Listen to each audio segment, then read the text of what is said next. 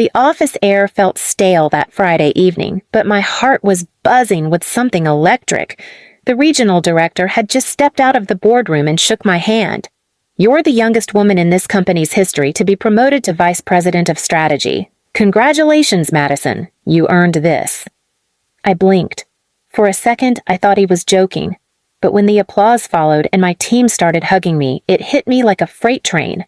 I did it. After 10 years of slogging, skipping holidays, missing birthdays, pulling 70-hour weeks while my brother Kyle showed up to network and flirt with interns, I finally made it.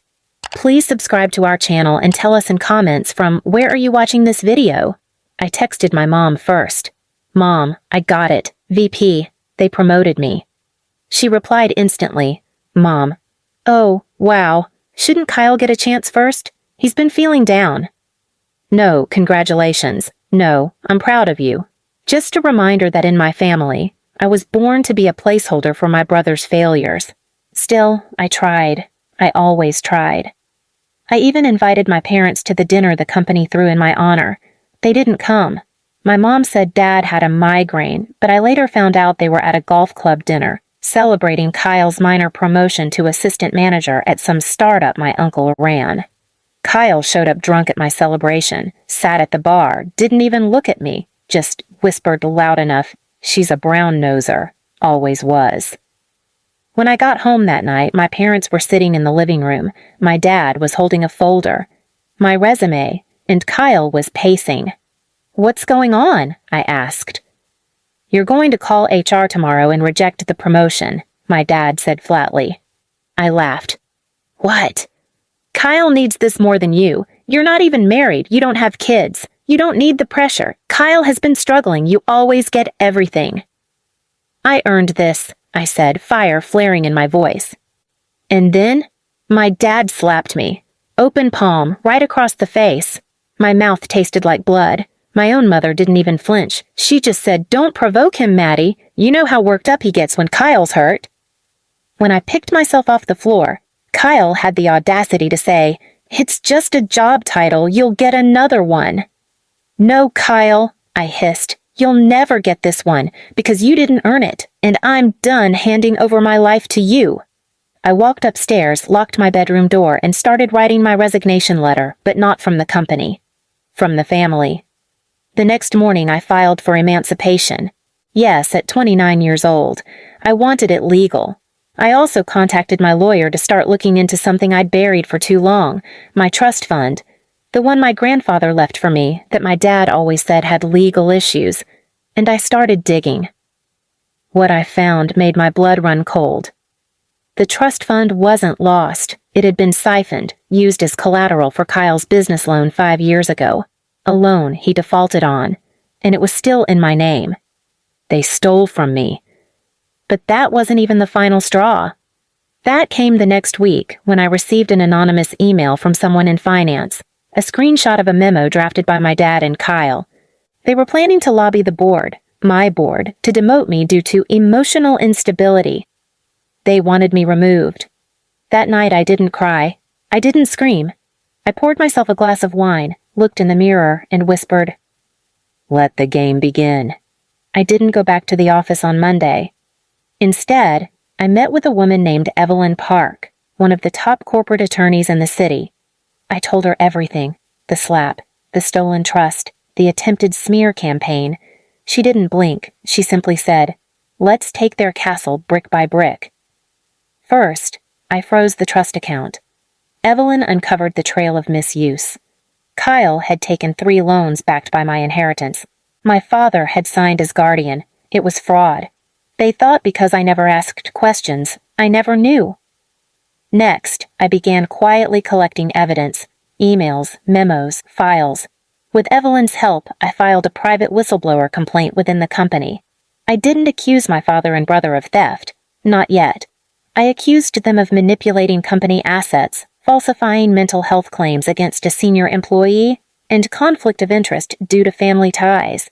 It triggered an internal audit. Then I did something that would have terrified the girl I used to be. I walked into the quarterly board meeting wearing the sharpest navy suit I owned, heels that clicked like a ticking clock, and a thumb drive with every dirty email and financial cover-up Kyle and my father had touched. The directors were silent as I played audio of Kyle mocking female staff, bragging he could get VP just by default when Maddie eventually crashes, and an email from my dad literally saying, "Let's push her into a burnout spiral and get Kyle in before the next fiscal." When the lights came on, I simply said, "I'm not resigning, but they are." The board voted unanimously. Both Kyle and my father were barred from entering the premises until further notice. An ethics committee would determine next steps. My hands shook, but not from fear. This time, it was rage finally released. But I wasn't done.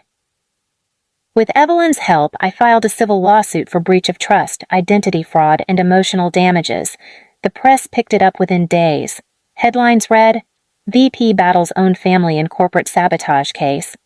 Father-daughter feud uncovers $2 million trust fraud." And oh, how the mighty crumbled. My dad's name was wiped off the donor wall of our alma mater. Kyle's startup investors pulled out. Their bank accounts froze. My mother called, sobbing, asking how I could ruin the family name. I told her, "The family name ruined itself. I'm just washing it off mine."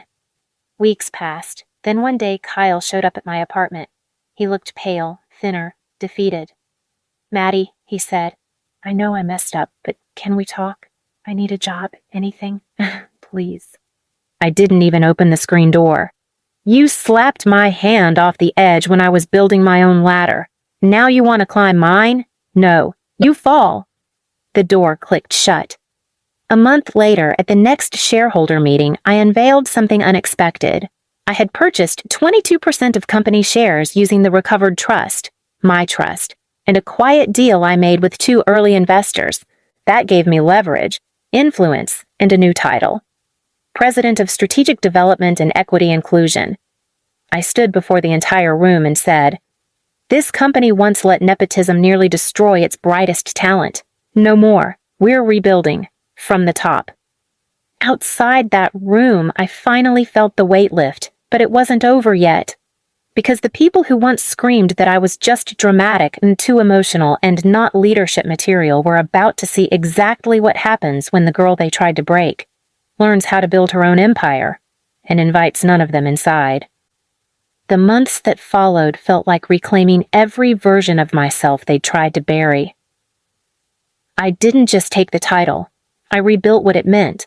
I launched a mentorship initiative for young women in corporate roles, funded entirely through a portion of my company dividends, ironically using the exact inheritance my father once tried to funnel into Kyle's failed tech venture. The board trusted me now, not out of pity but performance. I increased company profit margins by 11% in the first 2 quarters. HR turnover dropped, client retention stabilized.